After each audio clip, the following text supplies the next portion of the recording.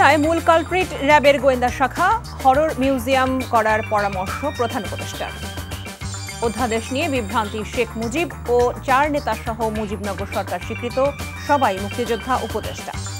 ঈদের আগে শেষ কার্যদিবসে ঢাকা ছাড়ছেন ঘরমুখো মানুষ, বাস, ট্রেন ও লঞ্চে উপচে পড়া ভিড়। লাভবাহিক ধ্বনিতে মিনা থেকে আরাফা অভিমুখে হাজিরা, কাল পবিত্র হজ।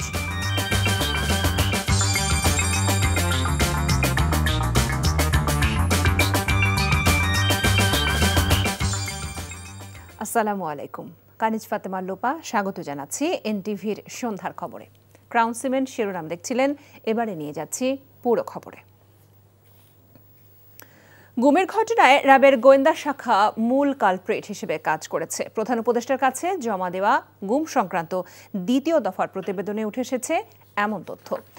গুমের ভয়াবহতা জনগণকে দেখাতে হরর মিউজিয়াম তৈরির কথা বলেছেন প্রধান উপদেষ্টা অধ্যাপক ডক্টর মোহাম্মদ ইউনূস।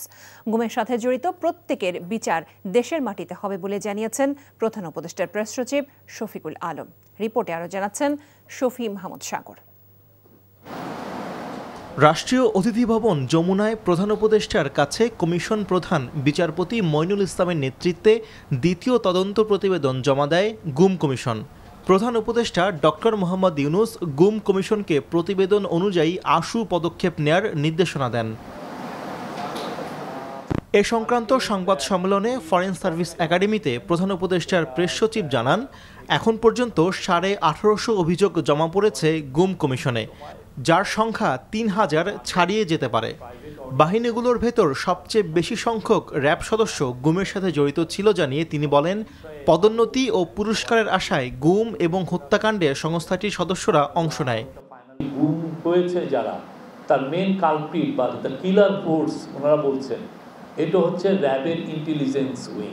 ভালো পোস্টিং, ভালো পজিশন, পিপিএম আপনি জানেন যে এটা একটা অ্যাওয়ার্ড, পুলিশের অ্যাওয়ার্ড অ্যানুয়ালি দেওয়া হয়, সেটা পাওয়ার জন্য এই কাজগুলো অনেকে করেছেন। প্রধান উপদেষ্টা গুম সংক্রান্ত প্রতিবেদন ওয়েবসাইট ও বই আকারে প্রকাশের নির্দেশ দিয়েছেন বলে জানান শফিকুল আলম। গণভবনে বানানো হতে পারে হরর জাদুঘর। প্রফেসর ইউনূস এগুলো শুনে বলেছেন যে মানে এদের এই বিষয়ে একটা আসলে হরর মিউজিয়াম হওয়া উচিত। বাংলাদেশে যে একটা ভয়াবহ যেই এনফোর্সড ডিসঅ্যাপিয়ারেন্সের যে ঘটনাগুলো হয়েছে, সেটা সবার জন্য মানে এটা একটা ভয়াবহ বিষয়। তো আপনারা জানেন যে গণভবনে একটা মিউজিয়াম করা হচ্ছে, সেখানে এই বিষয়গুলো থাকবে। নিখোঁজ ব্যক্তিদের পরিবার যাতে ব্যাংক হিসাবে লেনদেন করতে পারে সে ব্যাপারে দ্রুতই আইন সংশোধনের নির্দেশ দিয়েছেন প্রধান উপদেষ্টা। জাস্টিস মিনিস্ট্রি তাদেরকে এটা জানাবেন এবং সেই অনুযায়ী ব্যবস্থা নেওয়া হবে। শফি মাহমুদ সাগর, এনটিভি নিউজ, ঢাকা।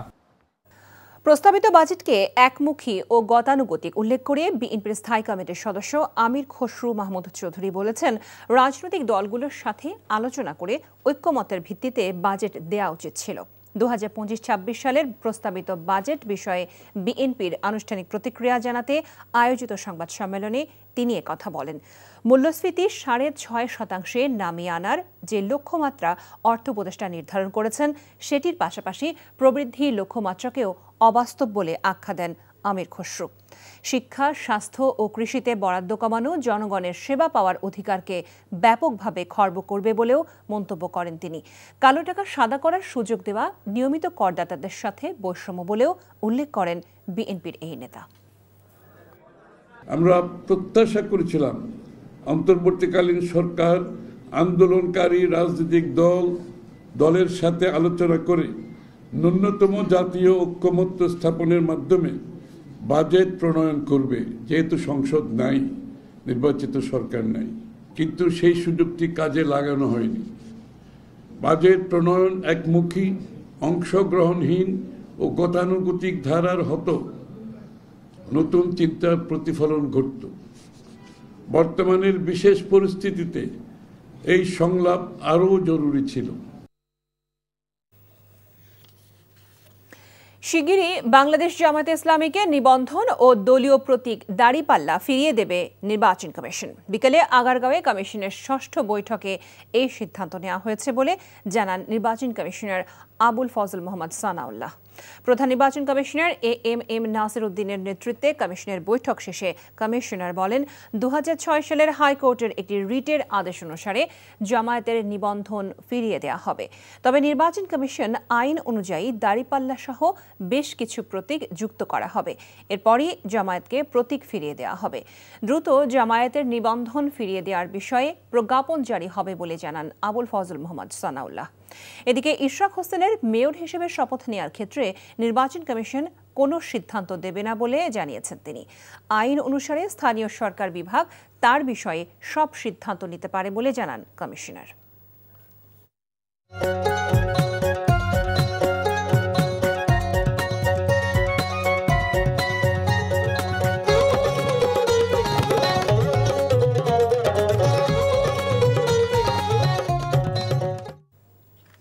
কঙ্কাফ্রিজ প্রেজেন্টস কোরবানির পশুর হাটের খবর। জমে উঠছে নগরীর কোরবানির পশুর হাটগুলো। যোগান বেড়েছে কয়েক গুণ। এখনও পুরো দমে শুরু হয়নি বেচাকেনা। রাজধানীর হাটগুলোতে দাম যাচাইয়ে ব্যস্ত ক্রেতারা। আগের তুলনায় বেড়েছে ক্রেতার উপস্থিতি। দাম নিয়ে মিশ্র প্রতিক্রিয়া আছে ক্রেতা বিক্রেতাদের মধ্যে। তবে এবার মহাসড়কে চাঁদাবাজি অনেকটাই কমে আসায় স্বস্তিতে ব্যবসায়ীরা। নাজিবুর রহমানের রিপোর্ট। বুধবার সকালেও রাজধানীর হাটগুলোতে দেশের বিভিন্ন প্রান্ত থেকে কোরবানির পশু আসে।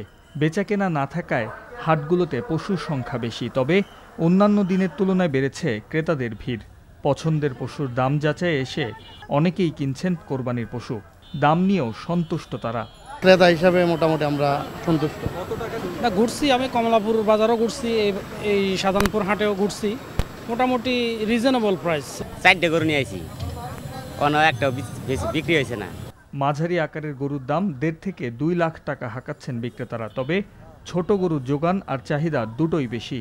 ছোট আকারের গরু 80,000 থেকে 1 লাখ টাকায় কিনতে পারছেন ক্রেতারা। সময় থাকায় ছোট আকারের গরু এখনও লাখের উপরে দাম হাঁকছেন অনেকে। আমার থেকে মনে হচ্ছে বিক্রেতারা বেশি দাম যাচ্ছে, তো কম হলে ভালো হয়। কিরকম গরু আপনার আমাদের মাঝারি সাইজের গরু আমাদের বেশি পছন্দ হচ্ছে। আমরা যে দামে চাচ্ছি, ইনশাআল্লাহ বাজার আরও তো 2 দিন আছে, ঈদ আরও 2-3 দিন আছে, তা আমরা আশা করি ক্রেতা বাড়বে, বিক্রিও হবে ইনশাআল্লাহ। ক্রেতা এখন আপাতত আজকে থেকে ভালোই শুরু হয়েছে। এই 2-1 দিন থেকে মানে হালকা পাতলা ছিল। যারা ছাগল কিনতে চান তাদের গুনতে হবে 10 থেকে 30,000 টাকা। 40 আর 30, 70। বৃহস্পতিবার থেকে পুরোদমে কেনাবেচা শুরু হওয়ার আশা করছেন ব্যবসায়ীরা। Najibur Rahman, NTV news, Dhaka. পবিত্র ঈদুল আজহা উপলক্ষে শুরু হয়েছে টানা 10 দিনের ছুটি। আজ ছিল সবশেষ কর্মদিবস। বিকেল থেকে বেড়েছে ঘরমুখী মানুষের বাড়ি ফেরার চাপ। 10 দিনের এই ছুটি শেষ হবে 14 জুন।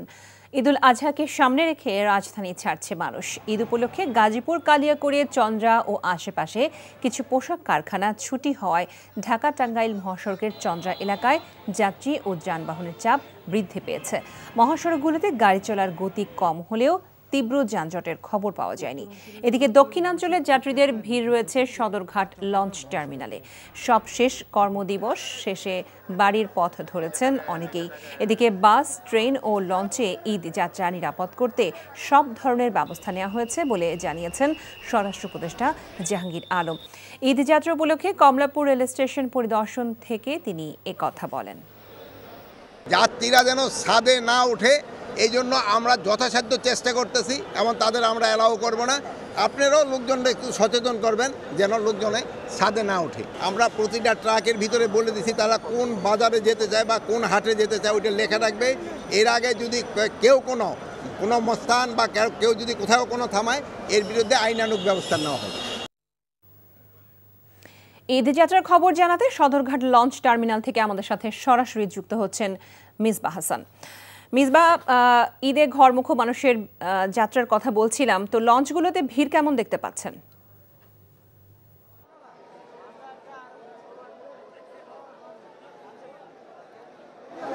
লোপা, ঈদের যে 10 দিন ছুটি ঘোষণা করেছে, আজকে কিন্তু শেষ কর্মদিবস। কর্মদিবস শেষ করে কিন্তু সাধারণ বিকেল থেকে কিন্তু একটু চাপ বেড়েছে। বিকেল থেকে সদরঘাটের যদি অবস্থা বলা চেষ্টা করে, বিকেলের পর একটু চাপ বেড়েছিল, এখন অনেকটাই স্বাভাবিক বলা যেতে পারে, কিন্তু বিকেল থেকে যে চাপ বেড়েছিল আবার একটু রাত বাড়ার সাথে সাথে কিন্তু এই চাপটা বাড়ছে, যেহেতু আজ শেষ কর্মদিবস এবং এবার কিন্তু প্রায় 10 দিনের একটা ছুটি পেয়েছে সরকারি কর্মজীবী থেকে এবং বেসরকারি কর্মচারীরা।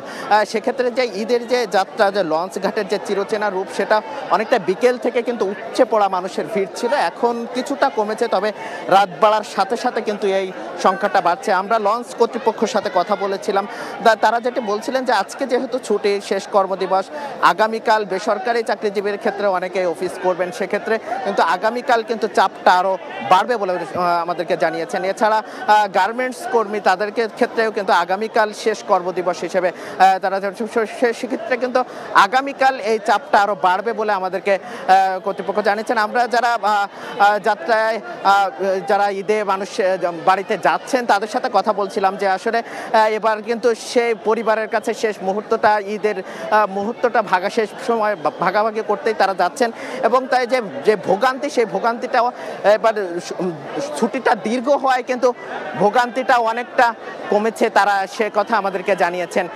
এছাড়া যদি বলার চেষ্টা করি যে এবং ট্রেন এবং বাস যাত্রায় যে বিকেল থেকে কিন্তু একটু চাপ বেড়েছে, তবে ভোগান্তি অনেকটা কমেছে বলে আমাদেরকে জানিয়েছেন যাত্রীরা। তারা যে বলছিলেন যে আইন শৃঙ্খলা বাহিনী এবং স্বরাষ্ট্র উপদেষ্টাকে কিন্তু গতকালকেও ব্রিফ করেছেন, তার মধ্যে যে আইন শৃঙ্খলা বাহিনী সেটি কিন্তু অনেকটা নিয়ন্ত্রণে, যার কারণে কিন্তু ভোগান্তি অনেকটা কম আছে। রূপা, এই ছিল টার্মিনাল থেকে সব শেষ। বাংলাদেশের আগামী জাতীয় নির্বাচনে আওয়ামী লীগ না থাকলেও জনগণের অংশগ্রহণ সঠিকভাবে হলে নির্বাচন অন্তর্ভুক্তিমূলক হতে পারে বলে মনে করছেন জাতিসংঘের আবাসিক সমন্বয়কারী গোয়েন লুইস। জাতীয় প্রেস ক্লাবে diplomatic correspondents association Bangladesh DCAB আয়োজিত অনুষ্ঠানে এসব কথা বলেন তিনি। জাতিসংঘের কাছে অন্তর্ভুক্তি মানে হচ্ছে প্রত্যেক বাংলাদেশি যেন মতামত দেওয়ার সুযোগ পায় বলে জানান গোয়েন লুইস। নির্বাচন অনুষ্ঠানের বিষয়টি রাজনৈতিক সিদ্ধান্ত জানিয়ে তিনি বলেন, বাংলাদেশের জনগণ এবং রাজনৈতিক দলগুলো সিদ্ধান্ত নেবে কখন নির্বাচন হবে। গোয়েন লুইস বলেন, রাখাইনে মানবিক করিডোর হবে কিনা সেটা নির্ভর করবে বাংলাদেশ ও মিয়ানমারের সরকারের ওপর। এ বিষয়ে জাতিসংঘ কোনো সিদ্ধান্ত নেবে না।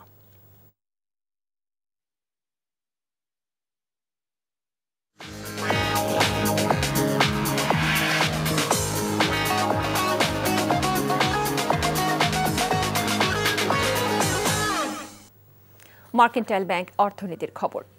বিগত সরকারের আমলে বিদ্যুৎ ও জ্বালানি খাতের দুর্নীতিকে সংশ্লিষ্ট মন্ত্রণালয় উৎসাহিত করছে এবং তা ভয়াবহ প্রহসন বলে মন্তব্য করেছে consumers association of Bangladesh cab.